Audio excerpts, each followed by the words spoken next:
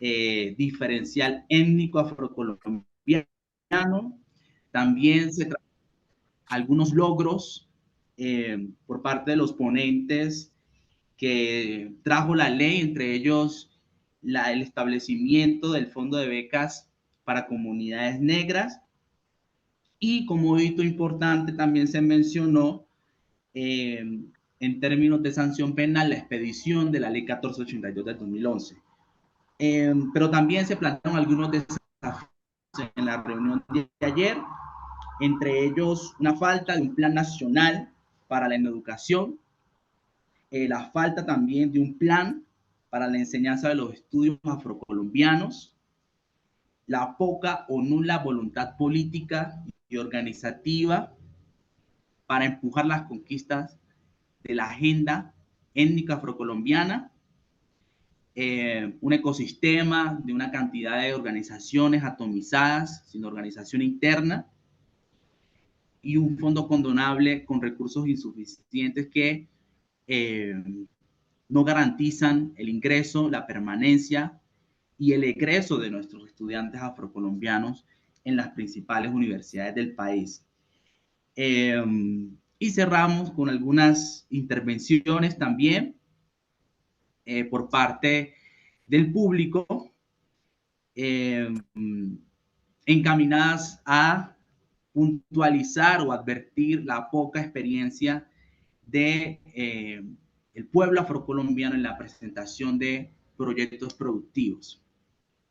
Entonces, para las personas que ayer no estuvieron, este fue más o menos el debate que hicimos el día de ayer y en torno al cual giró la discusión.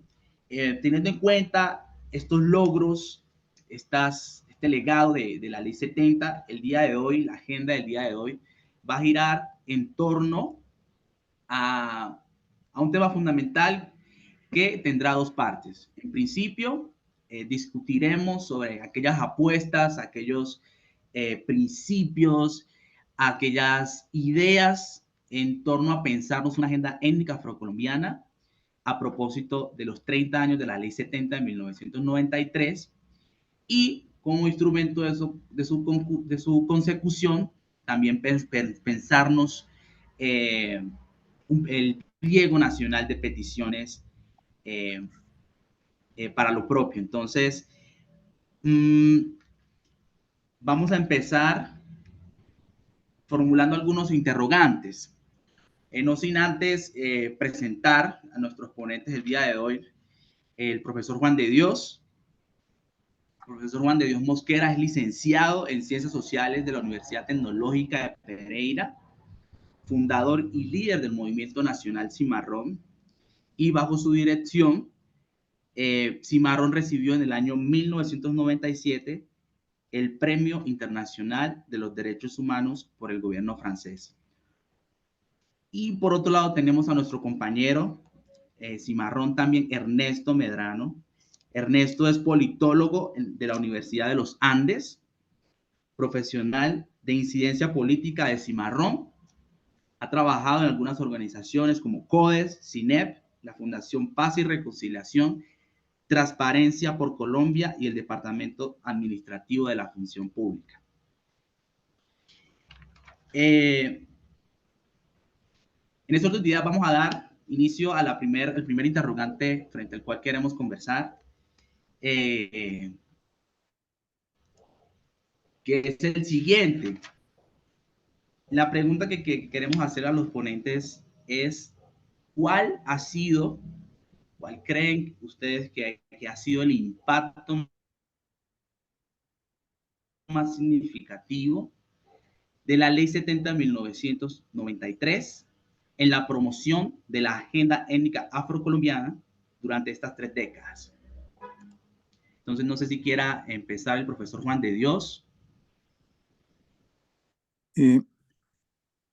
Yo quisiera invitar a Ernesto al tema y recordarte, Anderson, que hay una pregunta también sobre los principios colectivos de nuestra afrocolombianidad que deben unir a nuestro pueblo, a las personas afrodescendientes, en la lucha por los derechos y por una agenda? ¿Está esa pregunta ahí?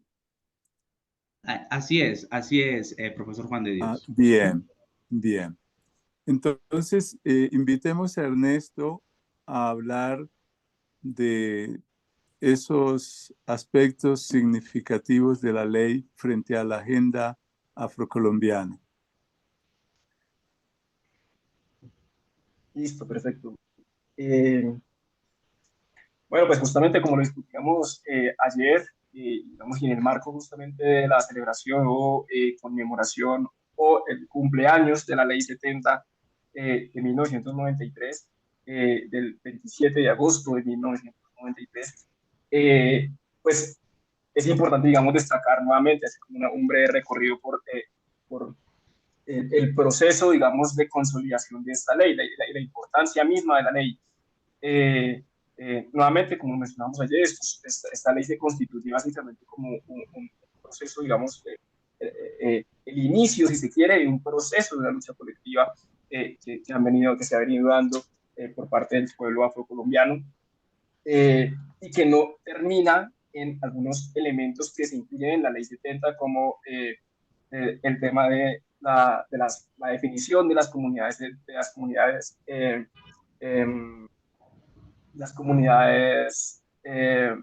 negras en el marco, digamos, como sujeto colectivo, como sujeto de derechos, digamos, colectivos sobre la propiedad de la tierra y sobre uso y propiedad de la tierra. Digamos que es un elemento importante y que creo que remarca un poco, digamos, ese carácter eh, orientado hacia la definición del principio de la propiedad de la tierra, de la idea de la propiedad de la tierra como un elemento fundamental, como mecanismo para resarcir, si se quiere, no solamente para reconocer, sino para resarcir también, digamos, unos procesos de, de, de, históricos, ¿no? Digamos, de violencia histórica frente al pueblo afrocolombiano.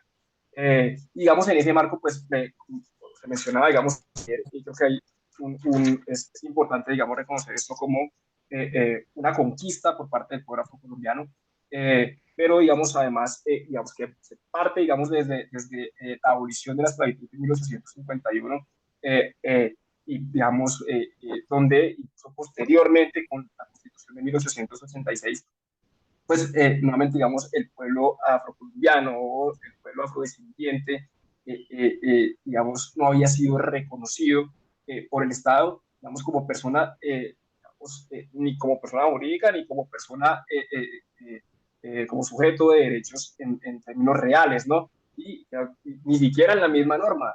Creo que es un elemento central a tener en cuenta en esta discusión, digamos, antes incluso de abordar esta lógica de los principios. Entonces, haciendo como una suerte de barrido, pues nuevamente es importante comprender que la ley es una ley que surge de un artículo transitorio en la Constitución Política, el artículo transitorio 55, y posteriormente la Constitución Política de 1991 y posteriormente en 1993, el Congreso, exhortado justamente por el artículo transitorio 55, promulga la ley 70 del 93, en la cual simplemente se recogen una suerte de principios donde creo que es fundamental también precisar en esta lógica de los principios que básicamente son las fuentes primarias. Los principios en términos jurídicos son las fuentes primarias que brindan o que dotan de legitimación y justifican la necesidad de una ley de estas características. Entonces creo que es una ley, digamos, sumamente importante y digamos, creo que el proceso de los principios lo iremos abordando, digamos, en el marco de la discusión, justamente en lo relativo con el tema del proyecto de ley de igualdad de oportunidades, acciones afirmativas y no discriminación racial. Perfecto. Muchas gracias, Ernesto. Recordarles a las personas que están conectadas en este momento, no olvidar registrarse en nuestro formulario de asistencia. para que una vez registrado, Cimarrón pueda certificar su participación en el presente evento. En esta misma dinámica le traslado la pregunta al profesor Juan de Dios sobre cuál ha sido ese impacto más significativo de la Ley 70 de 1993 en la promoción de esa agenda afrocolombiana, esa agenda étnica afrocolombiana, en clave de esos principios. El profesor dijo ayer que iba a empezar por los principios en esta jornada. Entonces, profesor Juan de Dios, tiene la palabra. Buenas noches a todos y todas. Un abrazo, Cimarrón, y mi agradecimiento por estar nuevamente con todo el movimiento Cimarrón, pensando y construyendo organización, conciencia y movilización por los derechos colectivos de nuestro pueblo afrocolombiano. En ese marco está la discusión sobre la trascendencia de la Ley 70 frente a la agenda afrocolombiana hoy. La Ley 70 visibilizó la realidad, la problemática, el racismo, la discriminación racial en contra de la población afrocolombiana. Visibilizó también la carencia de políticas públicas de impacto para eliminar la profunda desigualdad racial y social que viven las comunidades y las personas afrodescendientes en el país. Visibilizó también el principio constitucional de la diferenciación positiva étnica o enfoque diferencial étnico afrocolombiano que debe ser aplicado en los planes de desarrollo, en las políticas públicas sociales, en el conjunto de las medidas legales y administrativas, en la gestión de cada uno de los gobiernos, en sus planes operativos. A partir de ahí viene la lucha, la incidencia, la movilización y la presión de las organizaciones afrocolombianas étnicas. Presentar nuestras demandas, nuestras peticiones, que permitan desarrollar nuestros principios ideológicos y desarrollar nuestros derechos en pro de condiciones de vida dignas, de la eliminación del racismo y la discriminación y de la resolución de esa injusticia inconmensurable que sigue afectando la vida de los pueblos afrodescendientes de nuestras Américas. Entonces, de lo que falta por implementar de la Ley 70, de ese 70% que no se ha implementado, constituye la agenda étnica, el pliego nacional de peticiones del pueblo afrocolombiano a las organizaciones, a las entidades estatales, a la presidencia de la República. Los principios fundamentales, ideológicos, que deben unirnos a través de la organización. Esos principios rápidamente vamos a nombrarlos. Es lo que nos debe unir, no es la piel lo que nos une. Son unos principios ideológicos. Si esos principios no los conoce nuestra gente, cada uno anda por su lado, primero yo, segundo yo, tercero yo. No entiende la importancia de la organización social, de unir los brazos y las inteligencias en torno a esos principios y aplicarlos en la sociedad. El primer principio es el principio verdad, justicia y reparación por el crimen de lesa humanidad de la esclavización de las personas africanas. El segundo principio es la reivindicación de la africanidad y la afrocolombianidad. El tercero,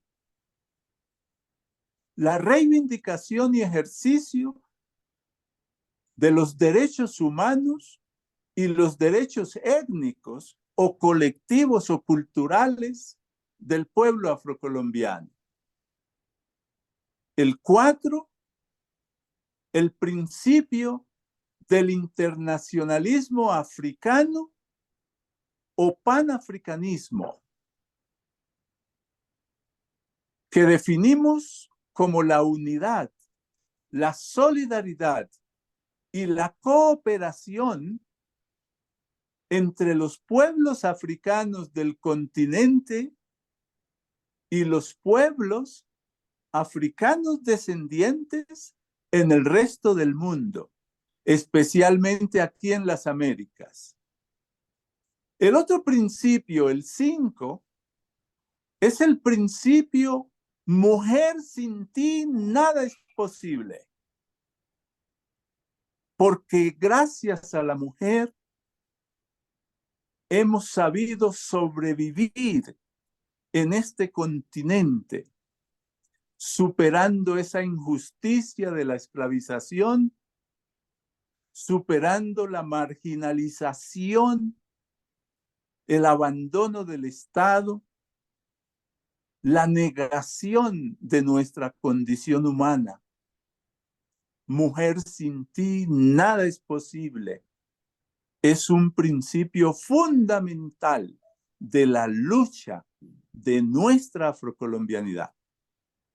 El principio número 6 es la democracia con diversidad. O sea, reivindicamos que un factor fundamental del desarrollo democrático de Colombia es implementar el principio de la diversidad.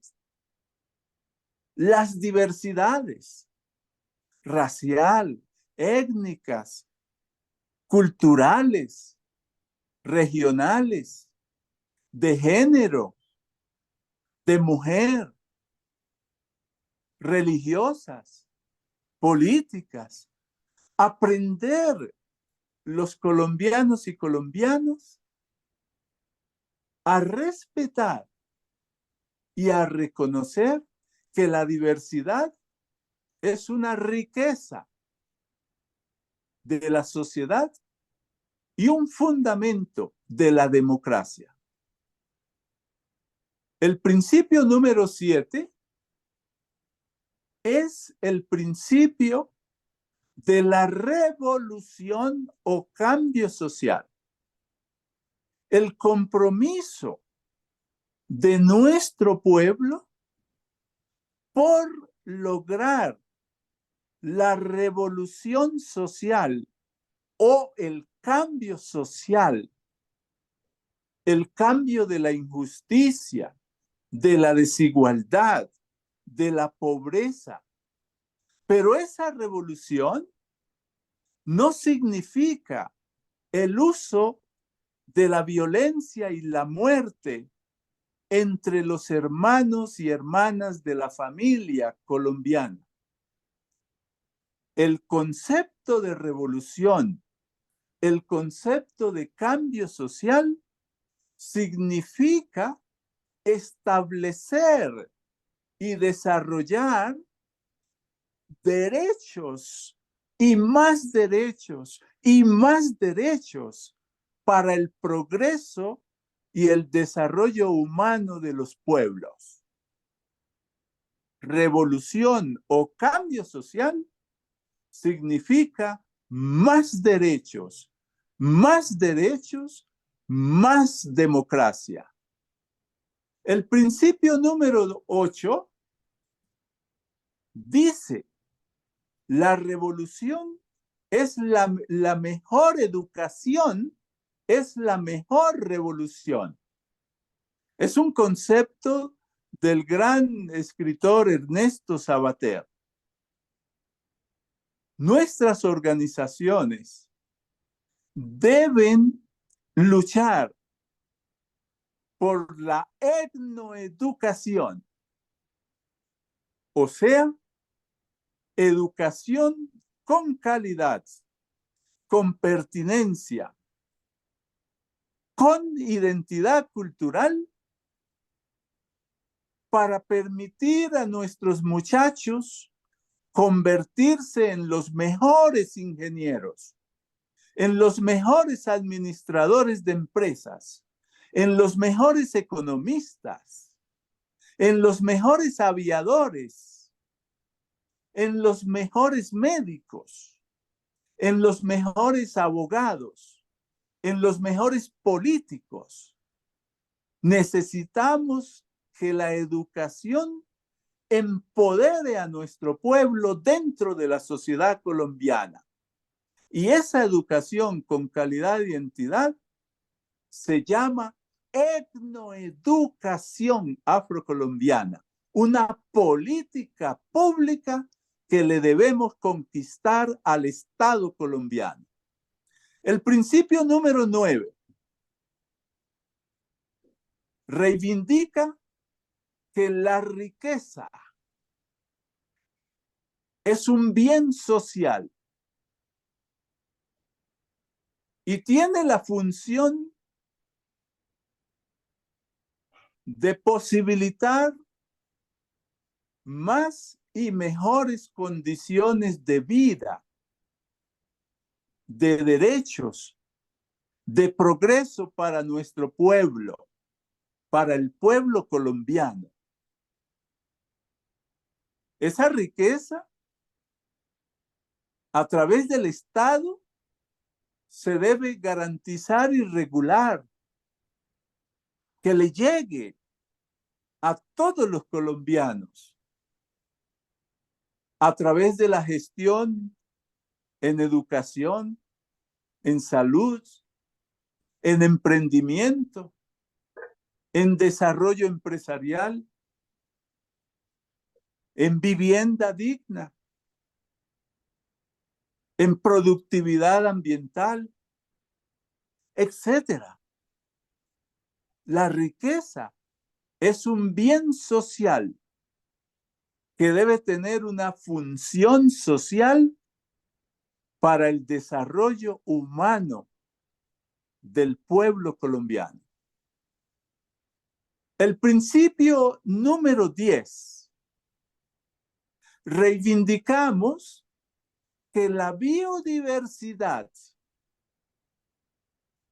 esos bosques, esos ríos, ese ambiente que heredamos de nuestros antepasados, las personas africanas, donde trabajaron ellos, sacando el oro y la riqueza de las minas, Esa biodiversidad es reserva de nuestros hijos y nuestros nietos. Y esa biodiversidad se constituye en el verdadero oro dentro de la geoeconomía y la geopolítica mundial. Es el oro que tenemos que aprovechar para mejorar las condiciones de vida y eliminar la pobreza de nuestras comunidades en el país. Y el principio último, el número 11, plantea organización, concientización y movilización. Solo un pueblo organizado, solo un pueblo con conocimiento de su historia, de sus derechos, con conciencia política de su lucha, se puede movilizar para conquistar sus derechos, para conquistar su agenda, sus reivindicaciones. Y ahí finalizo esta parte con un texto de la gran lideresa Angela Davis, luchadora en los Estados Unidos por los derechos civiles, al lado de Martin Luther King, de Malcolm X y de todos ellos. Ella nos dice, comillas, la actividad individual, esporádica y aislada, no es un trabajo revolucionario. El verdadero trabajo revolucionario consiste en un esfuerzo persistente y metódico canalizado a través de una organización, juntando los esfuerzos con otros luchadores sociales que trabajan por la organización de las comunidades para la acción, la lucha y la movilización colectiva. Nosotros y nosotras no podemos seguir individualizados. Debemos asumir con responsabilidad la organización social para podernos movilizar política y colectivamente a conquistar nuestra agenda, nuestras peticiones, nuestras demandas en este país.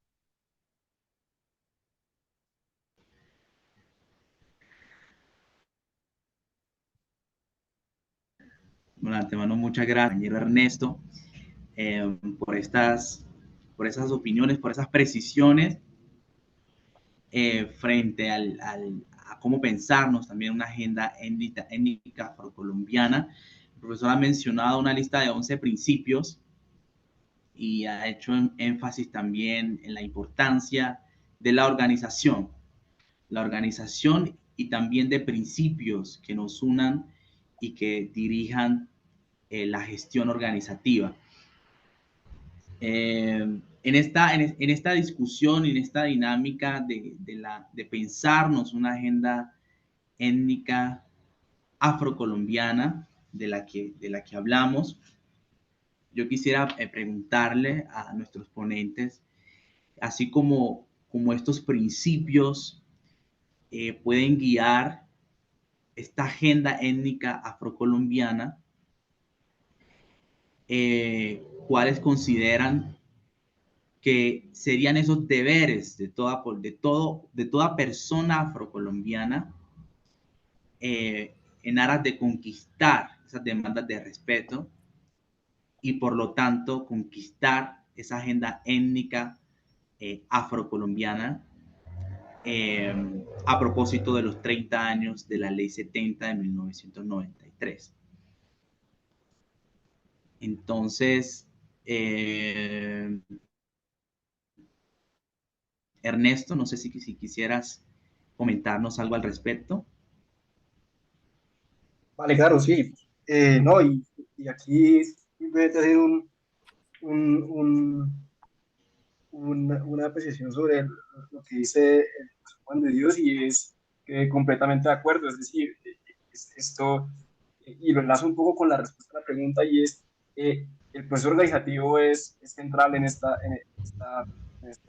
lucha, ¿no? En este proceso del reconocimiento de los derechos, el reconocimiento de las garantías, el incorporarnos justamente esta lógica de la creación de una agenda. Nos invita a que las agendas, digamos, en materia política no te incluyen por ti, te incluyen porque diste una lucha, porque diste una pelea. Volviendo justamente a la lógica de la expedición de la ley 70 del 93, pues a lo que nos aboca es a ver un poquito el pasado y darnos cuenta que la ley 70 no se promulgó como un regalo, sino que fue el proceso de una lucha. Y bien lo decías, Anderson, es un proceso, fue una conquista, y esa conquista hay que continuar trabajándola. Y creo que el mecanismo más adecuado y el mecanismo necesario, sin el cual no es posible, es la organización, la movilización y la concientización, como bien lo decía el profesor Juan de Dios y como bien lo expresan los mismos principios, ¿no?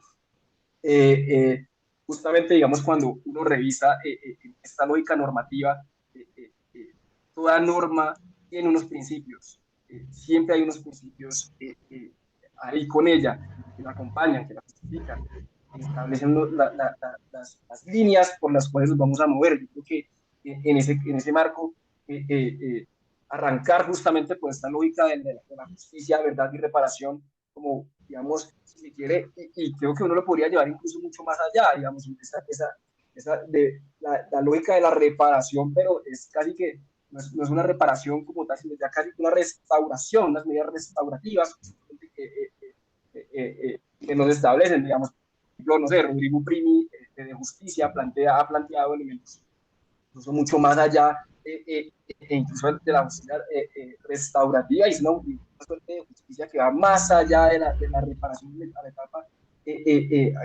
a la etapa en la que te encontrabas, digamos, en el caso de la víctima, sino mejorar las condiciones aún más. Y para esto, justamente en esta dinámica, es donde entran estos elementos de las acciones afirmativas como derrotero justamente de este proceso.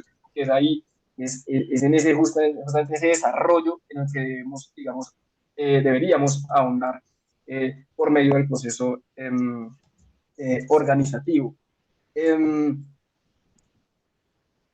Yéndome un poco, digamos, al tema, digamos, de la agenda y los principios, la agenda, la inclusión digamos, de las reivindicaciones del pueblo afrocolombiano deben ser, digamos, resueltas por un proceso organizativo donde justamente en el marco de los principios entre esta lógica de la educación, digamos, hay muchos de estos principios que ahorita nos narraba el profesor Juan de Dios, están, digamos, en manera normativa, expresados, si se quiere, en los principios y en los desarrollos, digamos, tanto jurisprudenciales como normativos expedidos por el Congreso de la República, y jurisprudenciales, digamos, decisiones, digamos, tanto, digamos, Consejo de Estado, Corte Constitucional, etcétera. Pues creo que es como cómo profundizamos esta dinámica. Justamente en esta lógica del fortalecimiento o de la comprensión del proceso, ver, por ejemplo, cuántas normas se han expedido. Digamos, en Colombia se han expedido más de 10 normas que buscan, digamos, digamos, resarcir, reparar, reivindicar garantizar, propender por desarrollar justamente principios como los que nos narra, digamos, ahorita Juan de Dios, y que no han sido incorporados realmente de manera suficiente en el ordenamiento jurídico. Creo que eso es un elemento central para esta discusión, y es que se incluye en el ordenamiento jurídico, y que creo que lo discutíamos también en la sesión pasada, y es que se incluye en el ordenamiento jurídico, pero además con dinero, con recursos. Esta dinámica de reivindicación de derechos solamente es aplicable, bueno, es el mejor mecanismo, el mecanismo más efectivo es con la inclusión de recursos específicos. Creo que eso digamos, garantizaría gran parte del desarrollo. Nosotros hemos tenido un sinnúmero de COMPES. Los COMPES son lineamientos de política pública, pero donde justamente se plantean recomendaciones, pero no tienen alcance vinculante, y al no tener alcance vinculante, pues pueden ser tenidos o no en cuenta. Entonces creo que es un elemento central justamente para la discusión de esta agenda, tanto la agenda y la incorporación de esta discusión en la agenda pública, que creo que este momento es un momento oportuno para realizar esa inclusión, pero que además requiere mucho más que no nos podemos sentar a esperar, mejor dicho, frente a esta discusión, sino que requiere una acción coordinada, una acción justamente colectiva que nos permita, digamos, superar las barreras que se establecen para garantizar los derechos de la población afrocolombiana y población afrodescendiente. Listo. Muchas gracias Ernesto. Ernesto ha planteado algunas cosas, unos planteamientos muy interesantes de cara a entender cómo a partir de la expedición de la Ley 70 y estos esfuerzos desde lo jurídico, en términos prácticos, estos mecanismos, estos instrumentos no son vinculantes, ¿no? Y se quedan también en el papel. Hay mucho por hacer y la consecución es precisamente, bueno, ¿qué podemos hacer frente a ese panorama? ¿Cuáles serían estas apuestas, estos deberes frente a esta situación? El profesor Juan de Dios. Bueno, los deberes étnicos de las personas afrodescendientes en Colombia, en función de la lucha colectiva por nuestros intereses,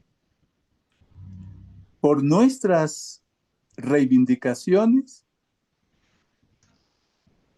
voy a exponer unos varios nomás, para que nos demos cuenta que si no conocemos esos deberes, no los podemos aplicar, ejercer.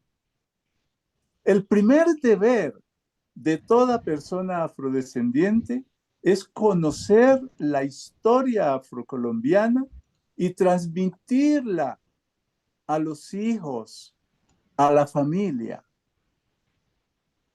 ¿Conocemos nosotros nuestra historia? El segundo deber es conocer y defender los derechos étnicos afrocolombianos. Cuando hablamos de lo étnico, nos referimos a los derechos, a los intereses colectivos. ¿Conocemos esos derechos colectivos afrodescendientes?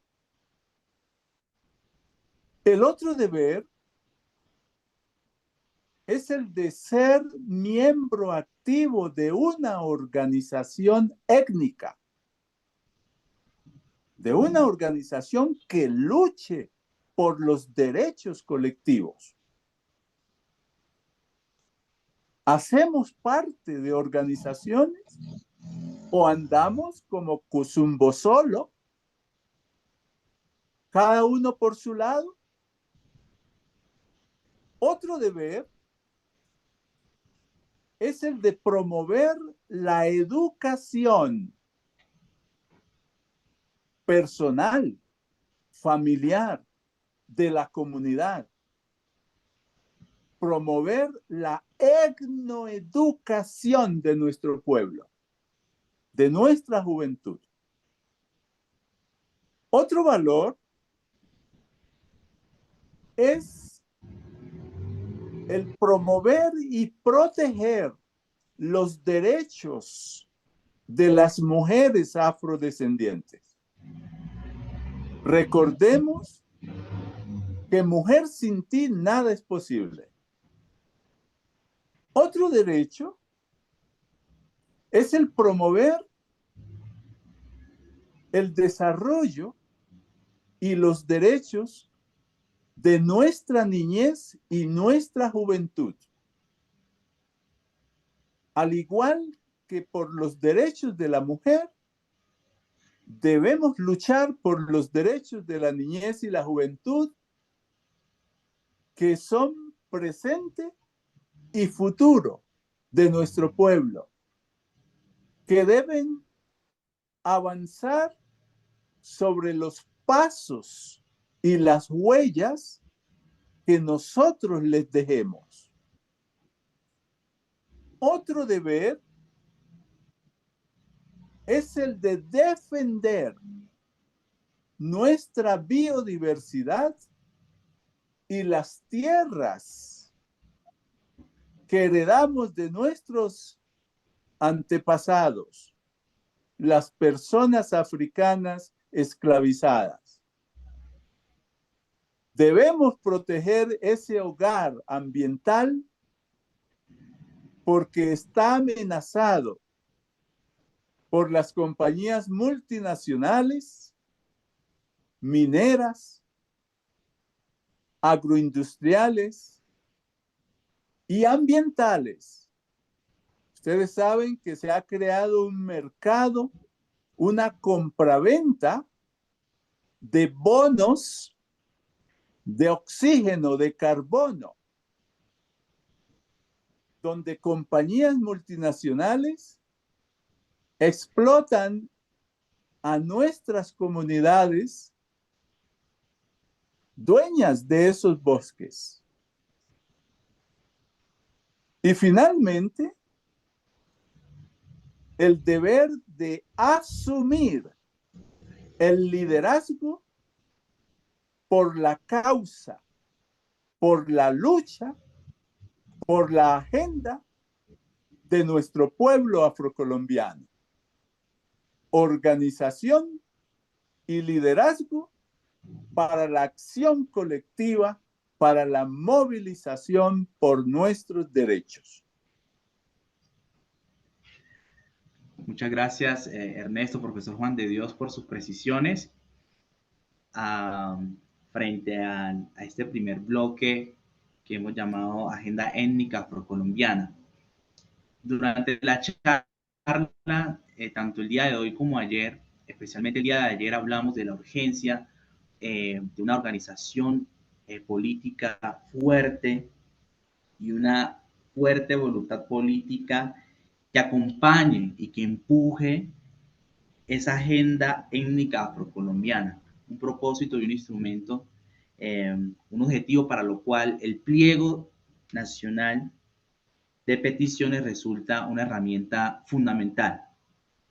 Entonces, en esta tarea de conquista, en esta tarea de consecución de esa agenda, les quisiera preguntar frente a lo siguiente: ¿cuál creen ustedes que es el propósito y la importancia del pliego nacional de peticiones en el contexto de la negociación entre los sectores sociales y el gobierno? Entonces, si quieres empezar, Ernesto, no sin antes decirles a las personas que nos acompañan que pueden formular sus preguntas al final. Habrá un espacio para preguntas. Por favor, síganos en las redes sociales como @movimiento cimarrón. Y no olviden que la asistencia es muy importante para su certificación. Las personas que asistan a estas 4 jornadas en este ciclo de conferencias podrán ser certificadas al final por su participación en este ciclo. Ernesto, te escuchamos.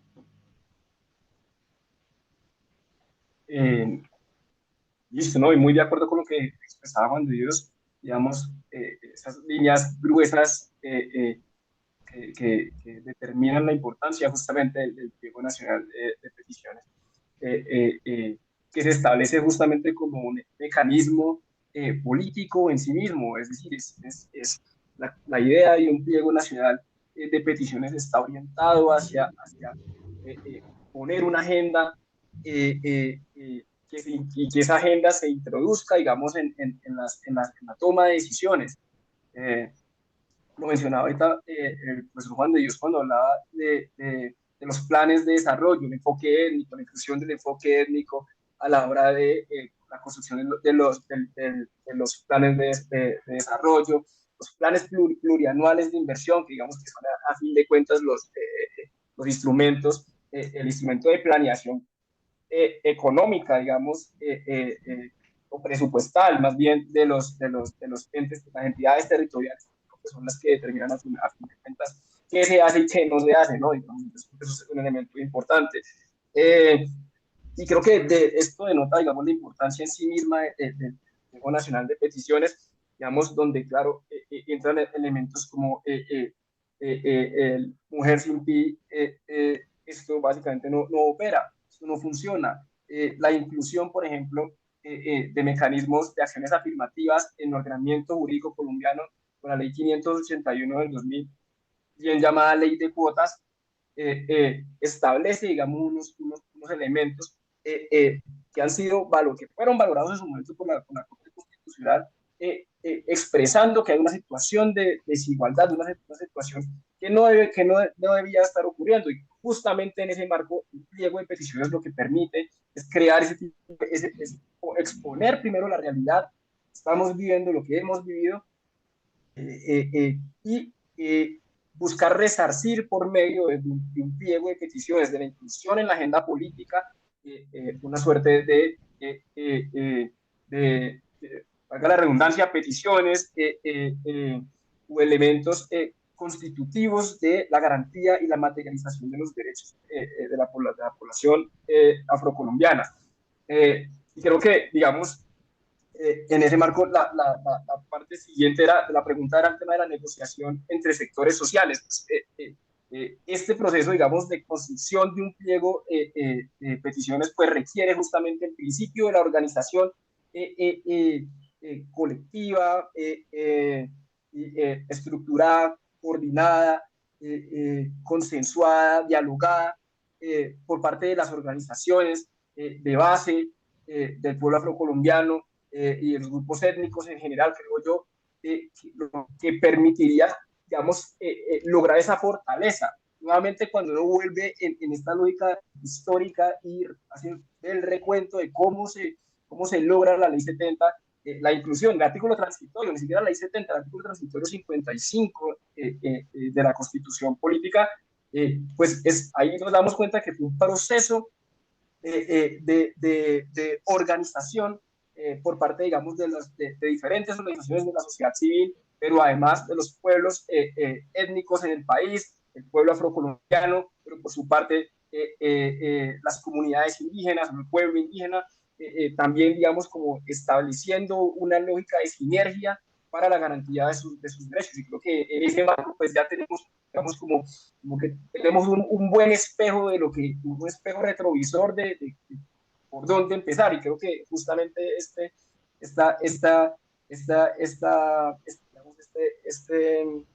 conversatorio nos invita justamente a esto, ¿no? Bueno, ¿cómo garantizamos a la movilización, a la organización, y y justamente hacer un llamado a la acción de la concreción de ese plan, digamos, de esa agenda, de la inclusión del plan de peticiones en una agenda grande, y que, digamos, que nos permita tener esa fortaleza a la hora del proceso político. Digamos, el proceso político, como ya lo vimos justamente en la lógica de la concreción digamos, de la promulgación de la ley 70, no se da como un regalo, sino como un proceso consolidado de una lucha. Y en ese marco, pues es fundamental el proceso organizativo y la inclusión, digamos, de estos elementos. Y, digamos, una cosa, digamos, adicional solamente, y es en esa dinámica de negociación, tanto con el gobierno como con las organizaciones de la sociedad civil, incluidas los mismos, el mismo pueblo afrocolombiano, pues es menester, digamos, superar algunos elementos que han impedido esa articulación y ese desarrollo, pues, de la inclusión de estos mecanismos, ¿no? Entonces creo que hay por donde, creo que hay unos elementos importantes, es decir, la misma norma se ha logrado por medio de la misma norma lograr un camino, abrir un camino, pero que se requiere mucho más, digamos. El pliego de peticiones justamente incluye elementos como la inclusión, digamos, de cuotas de género, digamos, tanto, digamos, cuotas de género, pero también cuotas en materia laboral digamos, que reparen o que garanticen por medio, digamos, de la acción afirmativa la participación del pueblo afrocolombiano en los sectores importantes de la sociedad. Adicionalmente, como lo mencionaba ahora pues, Juan de Dios, digamos, la educación, la etnoeducación, la importancia de la etnoeducación pues es central, son elementos que deben, digamos, tenerse presentes a la hora de discusión y que ahora hacen parte también del pliego nacional de peticiones. El desarrollo mismo del mismo decreto 1627 del 96, ustedes nuevamente haciendo un paréntesis, y es la ley 70 digamos, se aprueba en 1993 y hasta 1996 se fija, digamos, el decreto que establece esta dinámica de presupuesto, justamente presupuesto en materia educativa, para justamente garantizar becas y créditos condonables para las comunidades negras y el pueblo afrocolombiano. Entonces creo que esos son elementos, digamos, sumamente importantes. Adicionalmente, creo que otro elemento central es y ha sido está la importancia de desarrollar lo que es el capítulo 7 de la ley 70, digamos, que establece estos elementos digamos, de desarrollo económico, que creo que son un sustento sumamente importante, el acceso a crédito, estas dinámicas que son las que generan esos mecanismos de movilización social, acompañados, digamos, por supuesto, de la educación. Entonces, creo que, como ya lo mencionaba, pues, cuando Dios hay unos elementos centrales que, digamos, no se han resuelto si no ha sido sino por movilización. La movilización, la organización, la concientización de cuáles son nuestros derechos, pero también cuáles son nuestros deberes, que son elementos, digamos, centrales. Y como les mencionaba, digamos, el tema de la inclusión justamente de estos preceptos en cada una de las normas que surjan en el país. Es decir, si saca un plan de desarrollo, un plan nacional de desarrollo, y ese plan nacional de desarrollo tiene un plan plurianual de inversiones, pues tanto en el plan de desarrollo como en el plan plurianual de inversiones tengo que tener un capítulo destinado a estos elementos, e incluso en el mismo plan plurianual de inversiones, y herramientas y mecanismos para hacer seguimiento a ello, a que esto se implemente, porque Colombia tiende a pasar que las cosas, digamos, se crean en la lógica normativa, pero posteriormente no hay seguimiento y las cosas terminan en nada. Entonces creo que estos elementos y el pliego de peticiones como instrumento para incluirnos y para posicionarnos en la agenda es central. Creo que este contexto de celebración o de conmemoración de la expedición de la Ley 70, 30 años después, puede ser un buen contexto para poder posicionar el tema en materia política, teniendo en cuenta que justamente en días pasados, viernes 25, me refiero a la fecha en la que se firma, o al menos en la que se publica en la página de la Presidencia de la República, el decreto firmado, los decretos reglamentarios del capítulo 4 y 5 de la ley 70. Digamos que son justamente, hacen referencia a lo que hablaba Juan de Dios frente al tema de la biodiversidad. La ley 70 es en esencia es una ley ambiental, pero una ley ambiental que se fundamentó fíjense ustedes, hay una lógica de tierra baldía, y esas son las tierras baldías las que asentadas, digamos, o habitadas por el pueblo afrocolombiano, comunidades negras posteriormente en la normativa, pero que el Estado colombiano reconoce, digamos, esa dinámica de ancestralidad sobre esa tierra, pero justamente haciendo alusión a la lógica de las tierras baldías. Y eran tierras baldías porque eran tierras que estaban a la espera de que el Estado hiciera algo con ellas. Entonces creo que eso nos muestra nuevamente esta lógica de la ausencia de la voluntad política, ¿no? Una ley de 1993 que empieza a operar en 1996 de manera sustancial, y posteriormente, 30 años después, aún no está reglamentados todos los capítulos, todas las disposiciones, y justamente como lo mostrábamos ahorita, la realidad así que nos lleva a la necesidad de plantearnos un pliego de peticiones para el Estado, digamos, para comprometer al Estado en esta dinámica de la materialización de los derechos de la población colombiana. Esa sería mi... Listo. Muchas gracias, Ernesto, por tus apreciaciones. Recordarles a las personas que se han estado uniendo al espacio eh, que este ciclo de conferencia no termina el día de hoy. Tendremos el día de mañana miércoles y jueves también, eh, espacios con otros ponentes en donde vamos a seguir charlando a propósito de algunos temas claves y fundamentales en el marco de la conmemoración de los 30 años de la Ley 70 del 93. En esa misma dinámica, profesor Juan de Dios, la pregunta va para usted.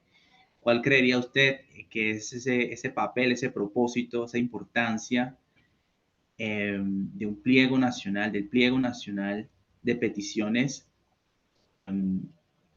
de cara a estos 30 años de expedición y vigencia de la Ley 70 del 93?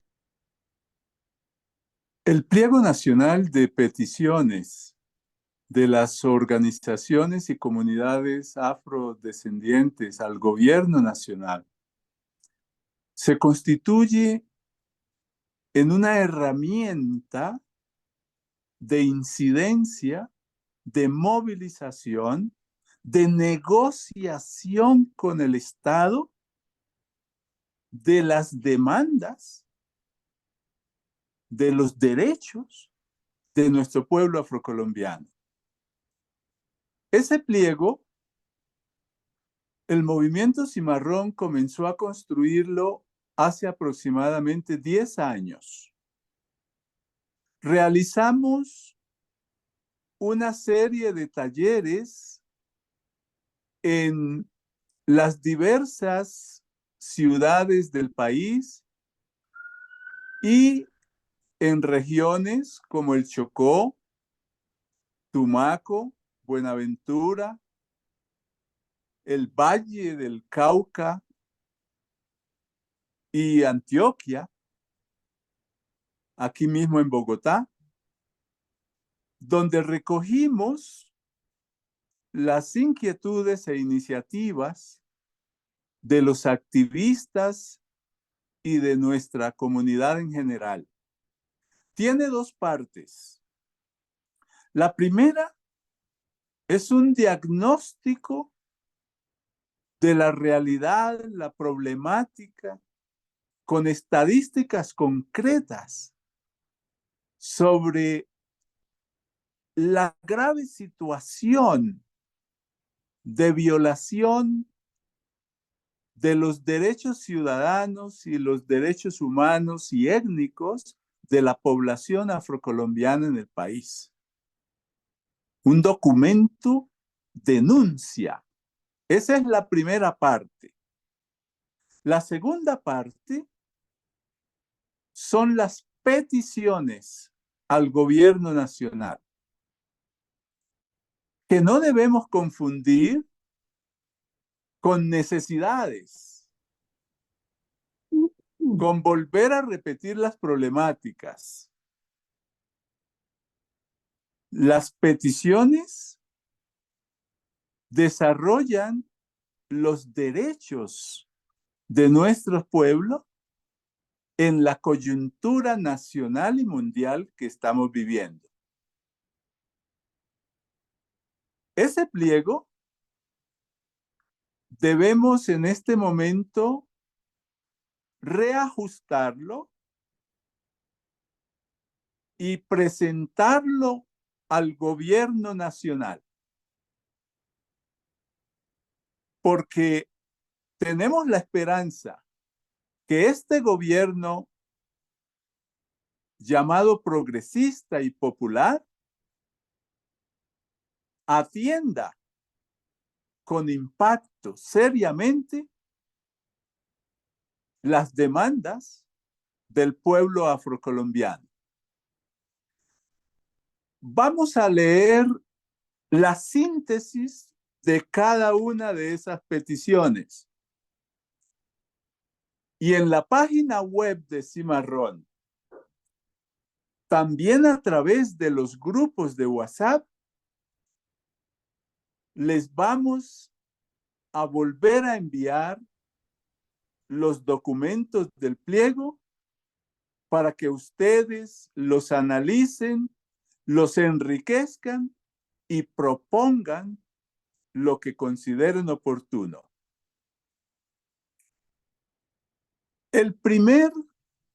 La primera petición es la creación del Decenio Nacional de los Afrodescendientes Colombianos. Porque desde 2014 se promulgó el Decenio Internacional de los Afrodescendientes 2015-2024. Ya va a terminar. Y en el país no se le prestó atención. Entonces nosotros vamos a proponer que se enmende eso creando el Decenio Nacional de los Afrocolombianos, de los afrodescendientes colombianos.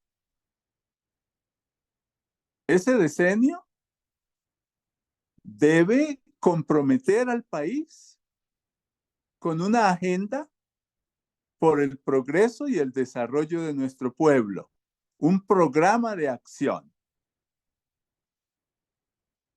La segunda es la creación del municipio afrocolombiano como entidad territorial especial afrocolombiana de acuerdo con el porcentaje de población afrodescendiente y con transferencias fiscales de la nación, que reciba todos los años unos recursos económicos del presupuesto nacional dirigidos a educación, a salud, a vivienda, a desarrollo humano. Entonces, de acuerdo con el porcentaje de población que tenga el municipio, se declare municipio afrocolombiano como entidad territorial especial afrocolombiana que reciba transferencias económicas fiscales de la nación, como pasa con los resguardos indígenas. Tercero, la aplicación en el país del enfoque diferencial étnico afrocolombiano, como ya lo hemos repetido en los planes de desarrollo, en el conjunto de las políticas públicas, en el conjunto de la gestión gubernamental y en las medidas legales y administrativas que adopte el Estado. Siempre preguntarnos cómo va el pueblo afrocolombiano en esa gestión, en esa política, en esa medida del Estado. Quinta,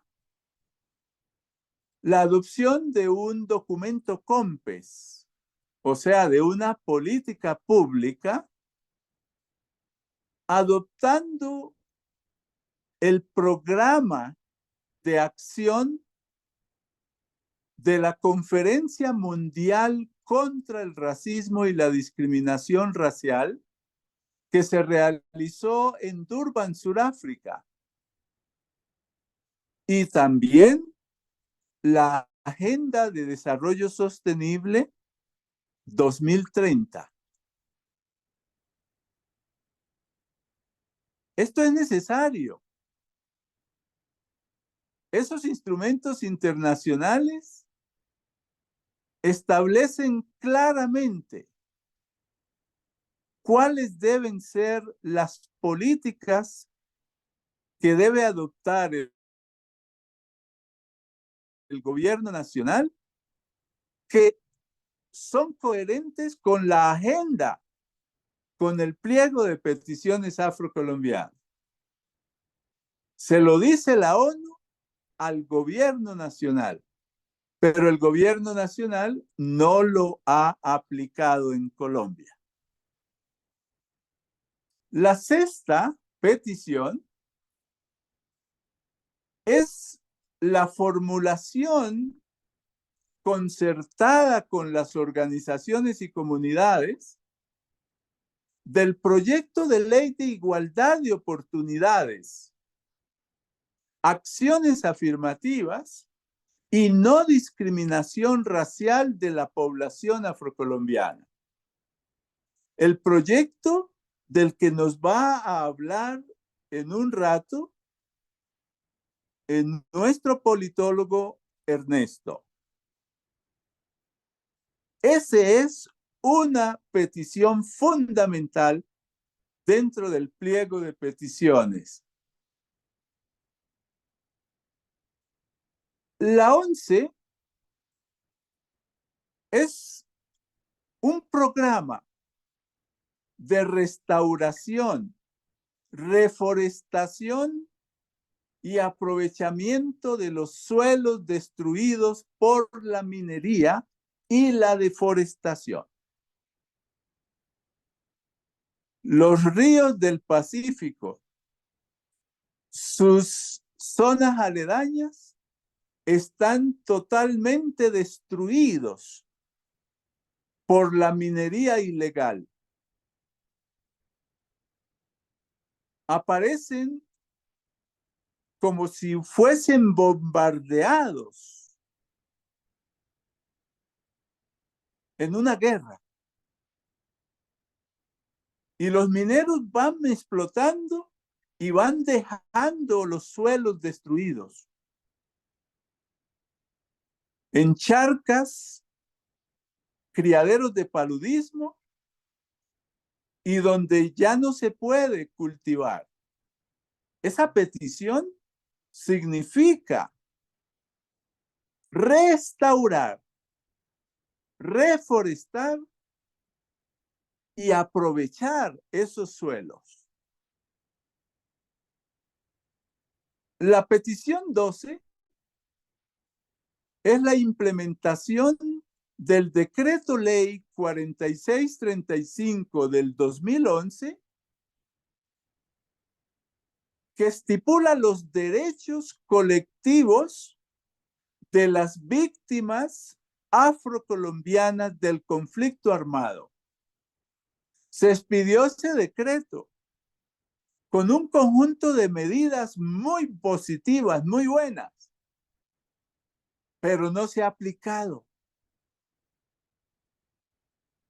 Las víctimas siguen haciendo cola por la reparación, cola de años. Y las víctimas siguen viviendo marginalizadas y pobres en los barrios marginales de las grandes ciudades. Siguen desatendidas. Y ahora este gobierno dice que no tiene la plata suficiente, el presupuesto suficiente para atender a las víctimas. La otra petición es un programa nacional de fortalecimiento de las organizaciones afrocolombianas y de garantía de protección a los líderes sociales étnicos.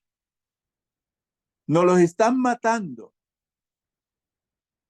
Y cuando matan a un líder, debilitan las organizaciones, les impiden a las comunidades el trabajo social de sus líderes. La otra petición, la número 13, la 14, es la creación de un programa de desarrollo social y erradicación de la pobreza en las localidades y comunas marginalizadas con mayoría afrocolombiana de Cartagena, Cali, Barranquilla, Buenaventura, Quibdó y Tumaco. O sea, coger esas localidades, esas barriadas marginalizadas, con vivienda precaria, víctimas de la violencia y la delincuencia y la drogadicción, y desarrollar un programa piloto de desarrollo humano, de erradicación de la marginalidad, de la pobreza, comenzando con la construcción en las comunidades de vivienda digna. Entonces, escoger en esas ciudades las zonas y desarrollar ese programa piloto de desarrollo social y de erradicación de la pobreza. La otra petición es la interconexión eléctrica a las comunidades de la región Pacífica y Caribe. Todavía tenemos decenas de comunidades que la gente se sigue alumbrando con velas, con petróleo, que sigue utilizando la leña para cocinar, donde no ha llegado la energía eléctrica.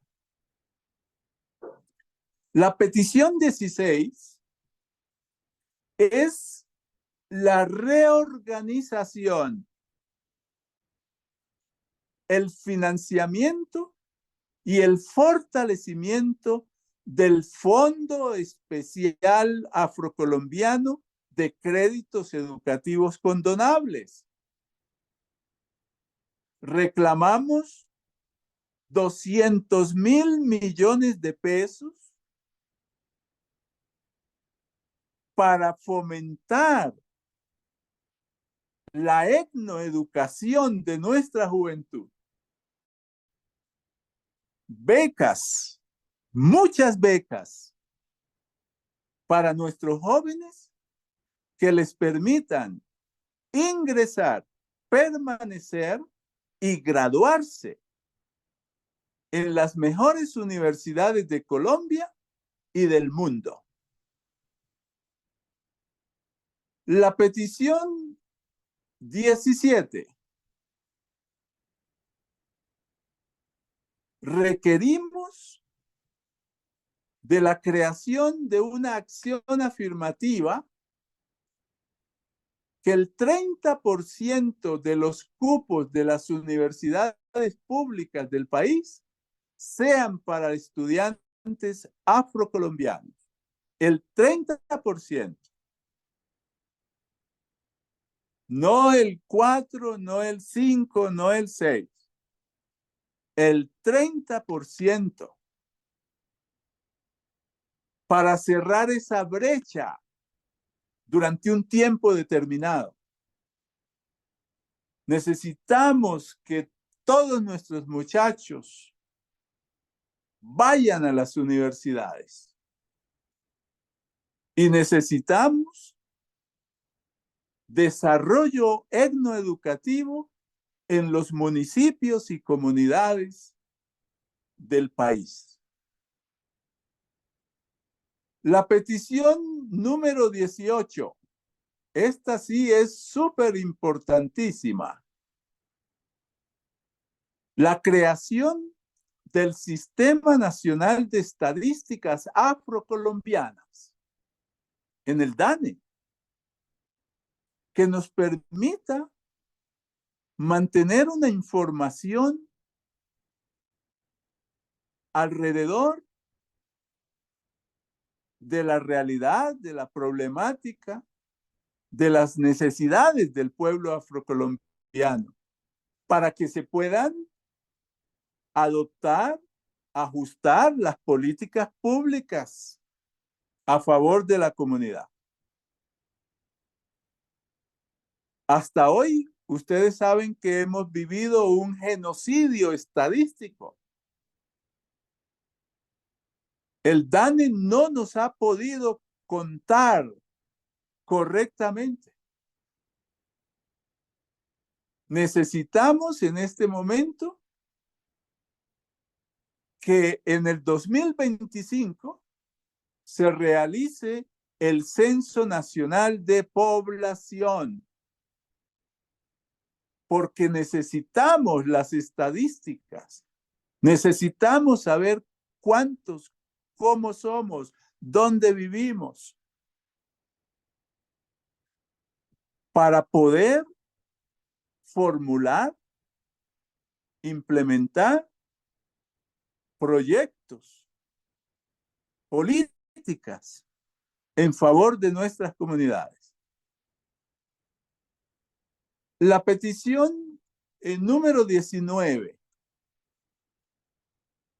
La realización anual de investigaciones sobre la realidad afrocolombiana en el Departamento Nacional de Planeación. Así como necesitamos estadísticas permanentes actualizadas, necesitamos también investigaciones, estudios sobre la realidad afrocolombiana que permitan formular, ajustar, evaluar las políticas públicas.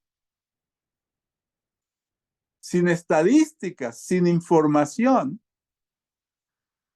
sin investigación académica seria, no se puede gestionar el desarrollo humano integral del pueblo afrocolombiano.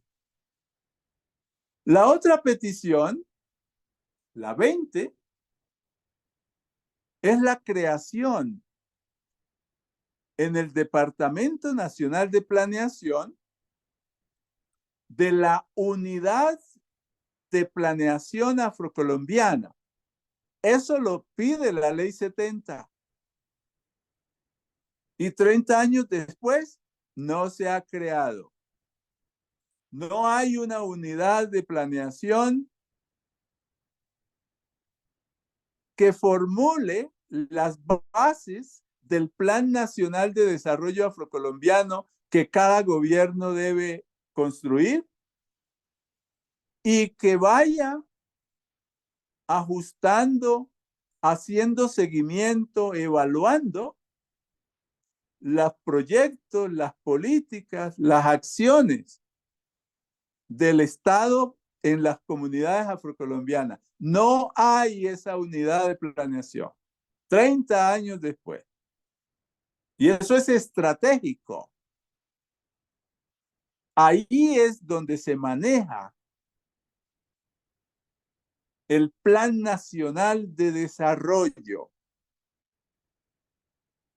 Ahí es donde se gestiona y se promueve la ejecución del presupuesto nacional. La petición número 21. La creación en el Ministerio de Educación de la Subdirección de Etnoeducación y de Enseñanza de los Estudios Afrocolombianos. Necesitamos que se creen instituciones dolientes que coordinen, que ejecuten la política a favor de nuestras comunidades. Sin instituciones, eso queda al garete, volando. Por eso necesitamos la unidad de planeación, necesitamos la subdirección de educación, necesitamos el Sistema Nacional de Estadísticas Afrocolombiano, necesitamos un Fondo Nacional para el Desarrollo Afrocolombiano, necesitamos una agencia nacional, un instituto nacional para el desarrollo de la población afrocolombiana. Necesitamos instituciones. La petición número 22 es un plan nacional de mejoramiento de la infraestructura educativa, los programas técnicos y tecnológicos del SENA y la enseñanza de la asignatura de los estudios afrocolombianos. Necesitamos, eso es lo que significa educación de calidad. Necesitamos instituciones educativas en nuestros municipios modernas, con aulas inteligentes, agradables los ambientes para nuestros muchachos, con buenas baterías sanitarias, con espacios recreativos y deportivos adecuados, con aulas y laboratorios para las TICs, para las ciencias, para los idiomas, para las matemáticas. Eso es lo que se llama la etnoeducación. Y necesitamos una capacitación permanente que vaya ajustando y preparando, modernizando a nuestros educadores. Y dentro de esa etnoeducación se incluye la construcción y modernización del SENA en nuestras principales comunidades. Ustedes saben que el SENA en las grandes ciudades son universidades tecnológicas que preparan muy bien, entrenan muy bien a la juventud para el proceso productivo. En nuestras comunidades necesitamos esos SENAs que están en Medellín, en Bogotá, en Cali, en Barranquilla, en Bucaramanga, en Cúcuta. Necesitamos en Buenaventura, en Tumaco, en Quibdó, en Turbo, como componentes fundamentales para el desarrollo del talento humano y la productividad de nuestros territorios.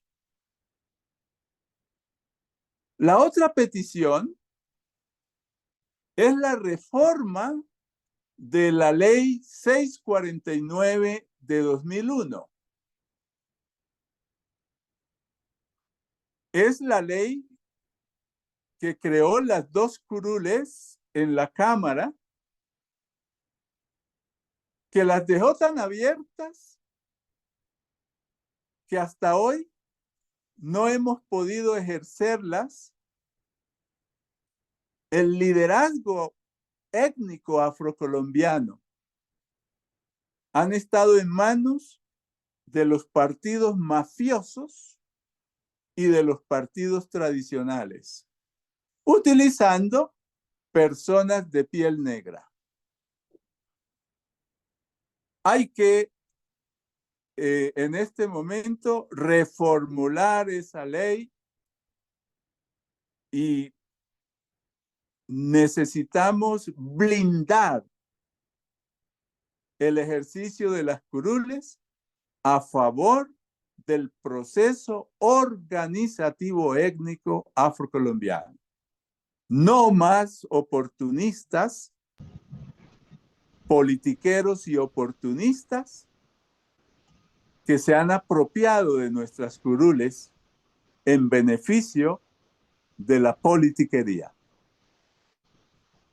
La otra petición es la acción afirmativa del 20% de los cupos laborales en las empresas para personas afrocolombianas en municipios de mayorías afrocolombianas. La otra petición es el 30% para las personas afrocolombianas en la oficialidad militar y de policía, en las altas cortes, en el nivel ejecutivo de la presidencia. Necesitamos esa acción afirmativa porque las caras de la población afrocolombiana deben estar en todas partes y a todos los niveles, estudiadas y competentes, pero deben estar. Finalmente, tenemos la construcción o terminación de carreteras estratégicas para las comunidades afrocolombianas, como es Ánimas Nuquí, Popayán Guapi, Junín Barbacoas y otras en el territorio nacional. Bueno, ustedes No, me falta otra. Estamos exigiendo también que la Agencia Presidencial de Cooperación Internacional realice una convocatoria semestral para fortalecer las organizaciones y consejos comunitarios afrocolombianos. Estamos reclamando al Ministerio de Cultura la creación de la Dirección Nacional de Cultura Afrocolombiana, que no existe en el ministerio y es parte de la implementación de la Ley 70 en el tema de la identidad cultural. La creación de la Dirección Nacional de Cultura Afrocolombiana, la creación del Día Nacional de la Literatura Afrocolombiana, el 17 de marzo, aniversario del gran maestro Manuel Zapata Olivella, y la creación de un sistema de museos de historia, cultura y memoria afrocolombiana en Cartagena, en Quibdó, en Cali, en Bogotá, en Buenaventura. Y finalmente, la aplicación del enfoque diferencial étnico afrocolombiano en el sistema general de regalías. Que esos dineros sean entregados a las organizaciones para su fortalecimiento y para el trabajo social con las comunidades. Les vamos a enviar este pliego para que ustedes lo rayen, lo enriquezcan y lo empoderemos y lo podamos entregar a la Presidencia de la República en las próximas semanas. Muchas gracias. Muchas gracias, profesor Juan de Dios, Ernesto, por sus apreciaciones. Vamos llegando poco a poco al final de esta jornada por términos de tiempo. Y para ello vamos a conceder algunas preguntas que nos han formulado.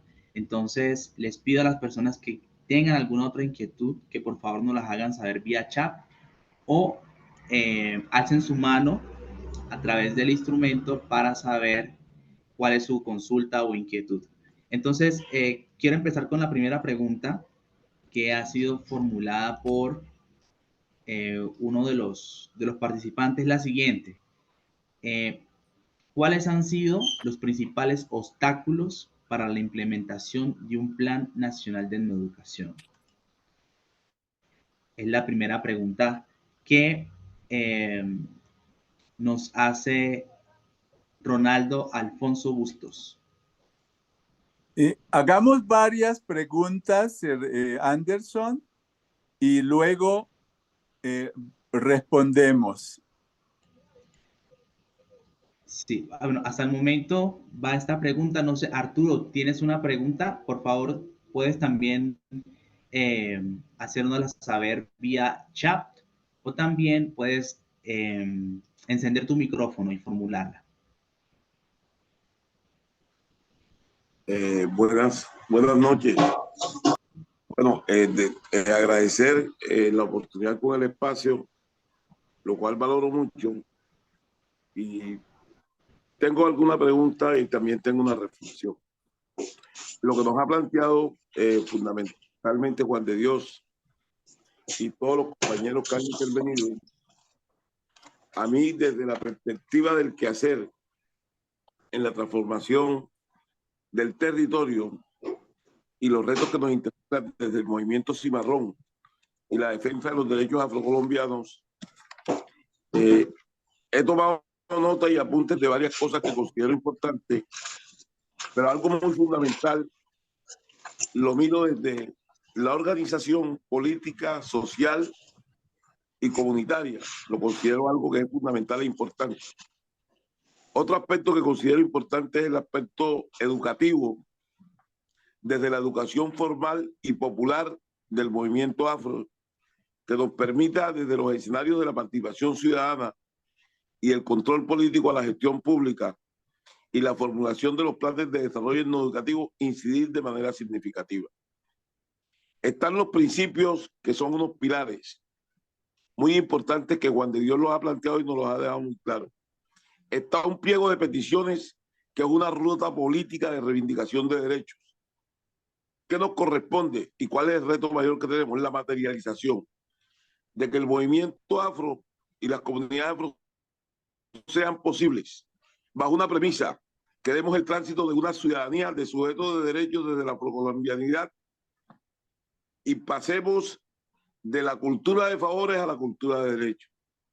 Eso requiere esfuerzos significativos en todo el territorio nacional y es una tarea compleja, diversa y de mucha solidaridad globalizada con los pueblos hermanos que también están en el territorio, porque tenemos un elemento que es la dignidad humana que nos hace iguales y tenemos otro elemento que son los derechos humanos a los cuales cualquier ser humano, independientemente de su condición, tiene derecho.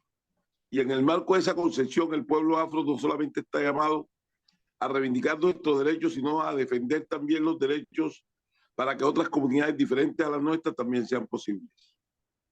Entonces yo, en esa perspectiva, valoro mucho el aprendizaje que he tenido en estas dos sesiones, pero también los invito a que podamos mirar también otros aspectos como lo de la ley 1757, que es la ley de participación ciudadana, donde establece una ruta para que el pueblo afro también encuentre camino. Lo mismo mirar que si desde las comunidades afro pensamos en el territorio, en la articulación y en la colaboración con otros actores sociales y comunitarios, también va a ser importante. Porque en el territorio se dan a veces muchas tensiones entre las comunidades afro organizadas a través de consejos comunitarios y las organizaciones comunales, que hoy también son importantes para el desarrollo del territorio y tienen mucha población afro.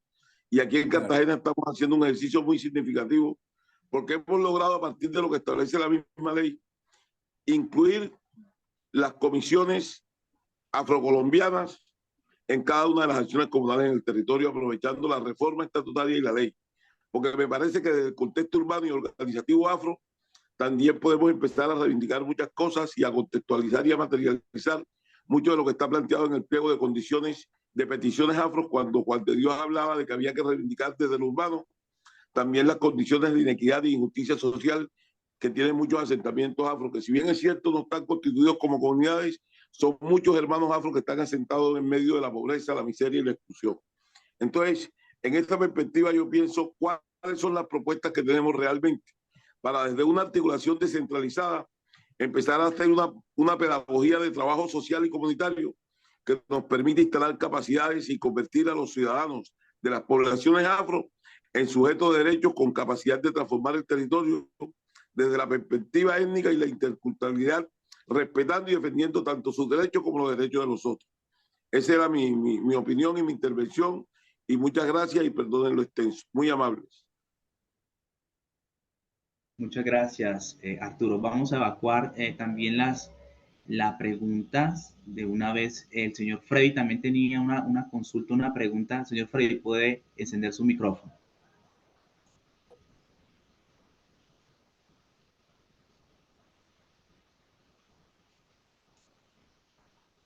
Señor Freddy.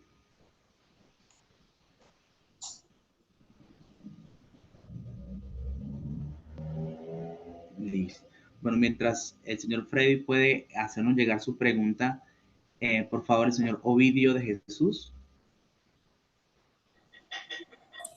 Muy buenas noches, hermanos. Buenas noches, Ovidio. Muy buenas noches, profesor Juan. Bueno, son muchos los interrogantes que se aprende, pero tengo es como un aporte del cual participamos nosotros a nivel de La Guajira en los diferentes escenarios y en las diferentes agendas programadas o programáticas del gobierno nacional para la recolección ideológica de las comunidades afrocolombianas, para la formulación del Plan Nacional de Desarrollo, es decir, para dar los insumos. Y particularmente Ovidio Banquet y Anafrocol, que somos, o sea, ya van a notar ustedes, porque este aporte que nosotros hicimos desde La Guajira fue orientado por nuestro maestro Juan de Dios, cuando en aquellos momentos, profe, usted nos promulgó lo que ahora mismo nos acabó de explicar sobre el pliego de petición. Pero a Juan de Dios le aprendimos que lo primero que se debe dar para que haya la inclusión de los derechos étnicos afrocolombianos en el Plan Nacional de Desarrollo. ¿Aló? Por favor, señora Dolores, por favor, cerrar el micrófono, por favor. Gracias. Lo primero que se debe dar es que en el Plan Nacional de Desarrollo, se debe contemplar un capítulo étnico afrocolombiano, donde se reconozca y se garanticen los derechos étnicos o colectivos y fundamentales de las comunidades afrocolombianas, aplicando el principio constitucional de diferenciación positiva o enfoque diferenciado. Y pero que eso también sea directamente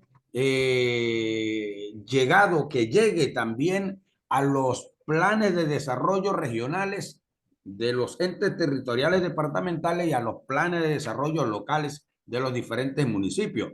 Y concluyendo, correcto, que también se promueva y se impulsa un plan de etnodesarrollo de las comunidades afrocolombianas y que se visibilicen los espacios institucionales de gobernabilidad y atención a las comunidades afrocolombianas y finalmente que se visibilicen a las personas afrodescendientes competentes en los cargos de decisión de la administración pública, aplicando el principio de la diversidad y la inclusión social y racial. Quería compartir con ustedes ese aporte, lo hicimos nosotros como insumo en las mesas regionales, pero seguimos reconociendo que gracias a usted, profesor Juan, pudimos hacernos partícipe en esas agendas.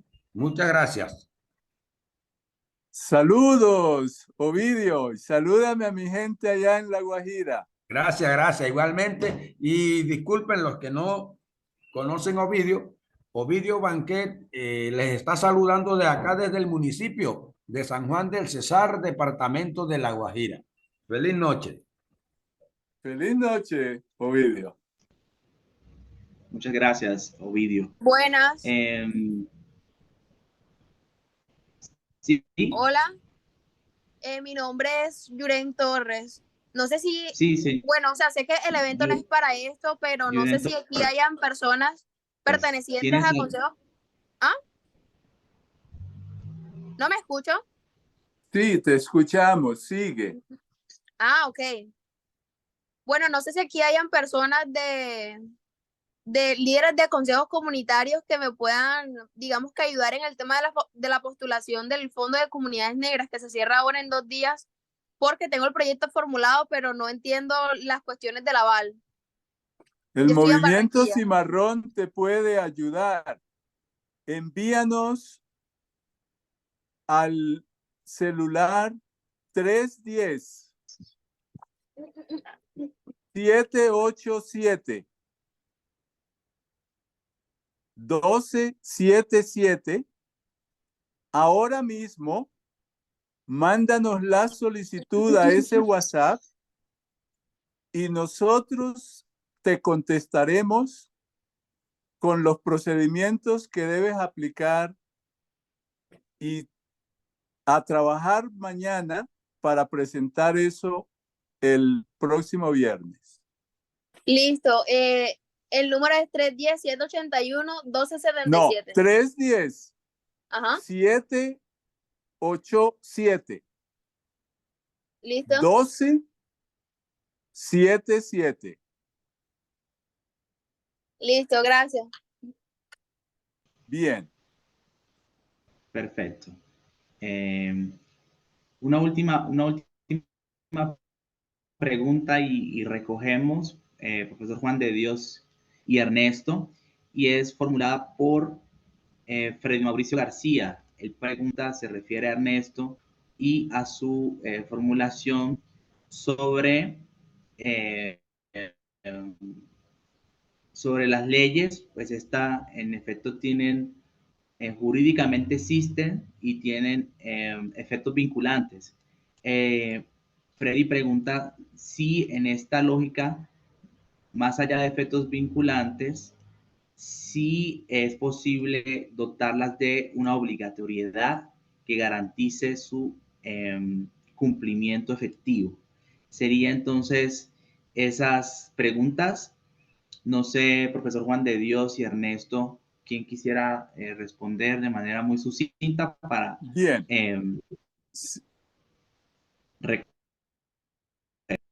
Muchas gracias por las preguntas y las anotaciones de los compañeros que hablaron ahora. Y a la estudiante que solicitó el aval del movimiento Cimarrón.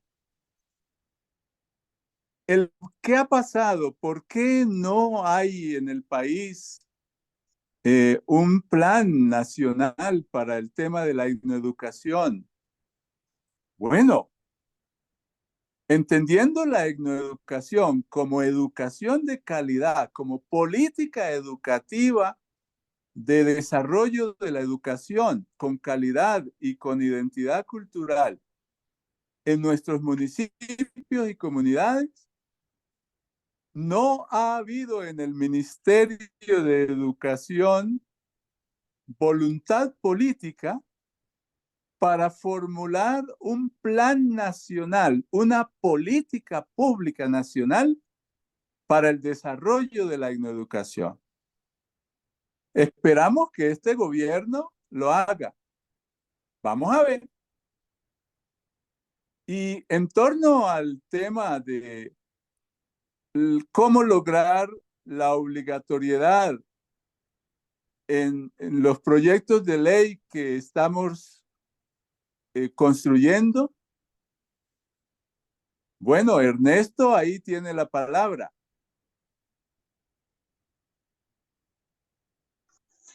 Sí, claro que sí, digamos, sí, en términos, por ejemplo, en educación, solamente añadir una cosa, y es que normativamente también, digamos, ha habido esfuerzos en esa línea, pero que nuevamente no se han logrado los objetivos finales, ¿no? Y creo que es un elemento, digamos, es un marco importante a tener en cuenta en la inclusión del proyecto de ley que estamos construyendo desde el Movimiento Marrón, y que va a ser, digamos,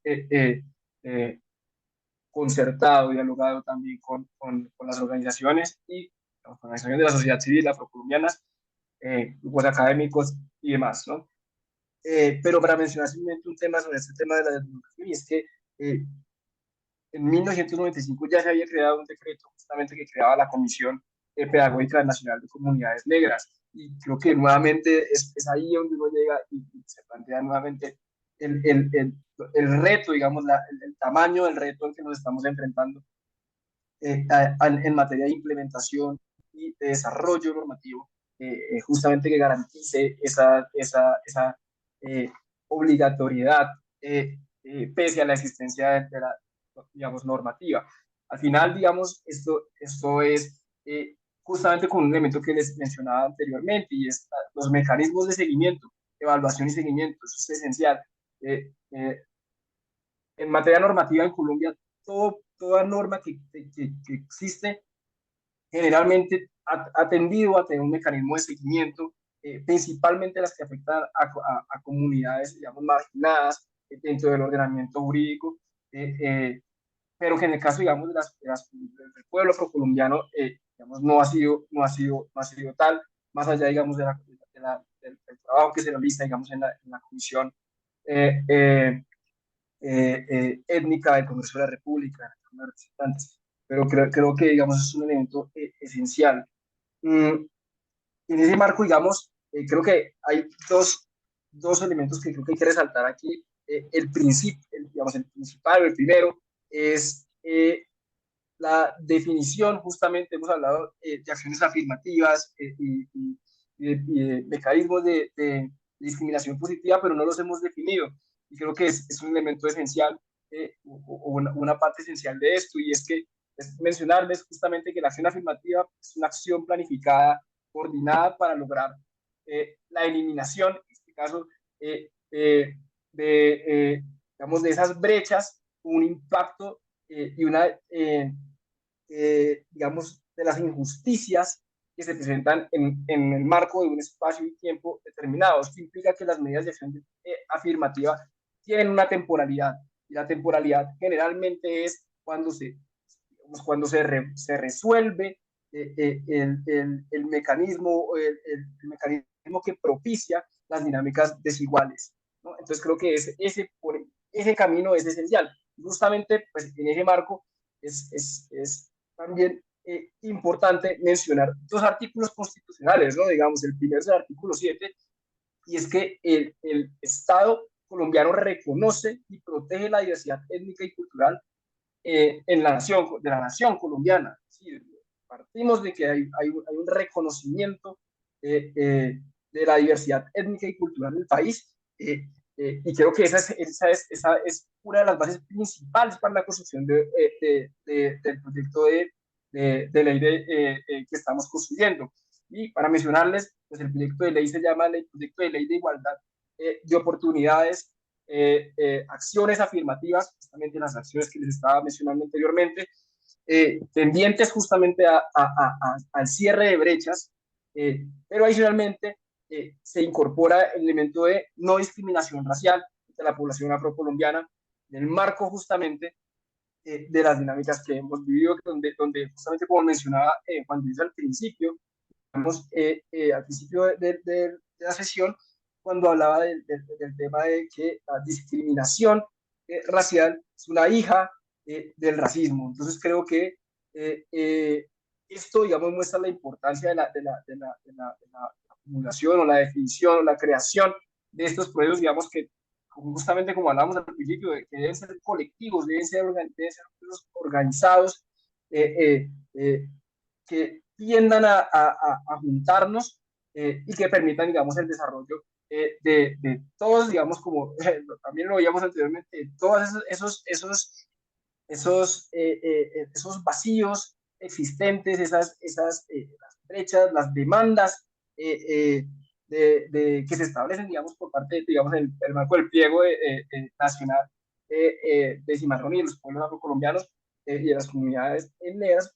Pero más allá de esto, que digamos, nos invita a crear, digamos, estos mecanismos diferenciados para poder garantizar por medio de acciones afirmativas la consumación de los derechos y la materialización de los derechos del pueblo afrocolombiano. Entonces, en ese marco, mencionarles que, digamos, el proyecto de ley de igualdad de oportunidades, acciones afirmativas, no discriminación racial, está orientado y se fundamenta justamente en el desarrollo del artículo 13 de la Constitución Política, y a partir de ahí se empiezan a desglosar justamente varios elementos que, como se mencionaba ahorita en el pliego nacional de peticiones, pues se establecen una suerte de mandamientos para que el Estado garantice lo que ya está diciendo justamente en la misma ley 70 y lo mismo que ya el Estado Nacional está reconociendo en la Constitución Política. Nuevamente, el artículo 13 de la Constitución Política lo que nos está diciendo es que el Estado promoverá, el inciso 2 del artículo 13, al principio lo que nos menciona básicamente es que todos somos, en Colombia todos somos iguales, y que además habrá básicamente unas dinámicas que propicien la igualdad de oportunidades en el país. Pero además, el inciso 2 del artículo 13 de la Constitución Política nos está diciendo que el Estado promoverá las condiciones para la igualdad, para que la igualdad sea real y efectiva, y adoptará medidas a favor de grupos discriminados y marginados, lo que creo que justamente desarrolla esta noción y esta idea de volver a presentar, de hacer la claridad de que este proyecto ya se ha presentado antes, se ha presentado en diversas oportunidades, ha habido desarrollos legislativos al respecto que mencionan justamente estos mecanismos, incluso justamente como lo mencionábamos hoy al principio y en la sesión de ayer, la ley 17, un segundo aquí, la ley hizo 1752 de 2015, que desarrolla la ley 1482 de 2011, que hace referencia justamente a la ley de antidiscriminación racial y ley contra el racismo, que establece básicamente es una tipificación del delito, pero no genera, digamos, un plan efectivo para contrarrestar las medidas discriminatorias que se viven en el país y que se evidencian justamente en estas dinámicas de la negociación política. Es allí donde creemos que hay un espacio, digamos, lo suficientemente amplio para establecer y incorporarnos en la agenda política de nuevo, para poder lograr esa materialización de los derechos. Pues creo que en ese marco, digamos, el proyecto de ley trae consigo elementos como, digamos, estas dinámicas de educación, garantías para la educación, la exigencia de estos cupos especiales en materia educativa para que la población afrocolombiana pueda acceder a la educación justamente de calidad. Para ello requerimos, como mencionaba Juan de Dios, de mecanismos que propicien y que desarrollen los mecanismos de etnoeducación pedagógica que propendan a dotar de calidad la educación que recibe la población afrocolombiana, ¿no? Son elementos centrales, adicionalmente elementos en materia laboral, por supuesto,